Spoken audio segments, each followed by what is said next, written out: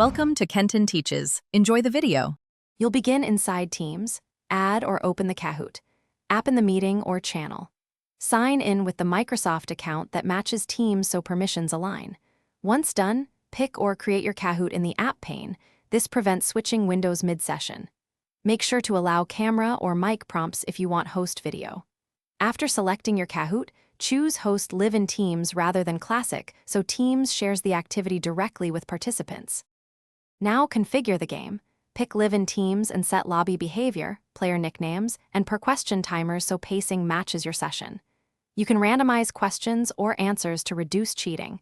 Toggle leaderboard visibility if desired. Preview the first few questions to confirm images and content display properly in Teams. Once configured, save your settings. This ensures smooth flow when you launch.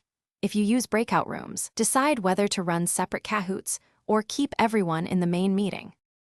Start the Kahoot and share it to the meeting so questions appear for everyone and the join code is obvious.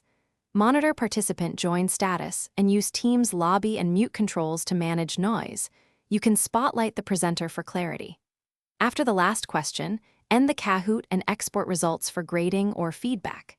If someone can't join, confirm they're signed into the same org account, have the Kahoot app allowed, and that network firewalls aren't blocking external.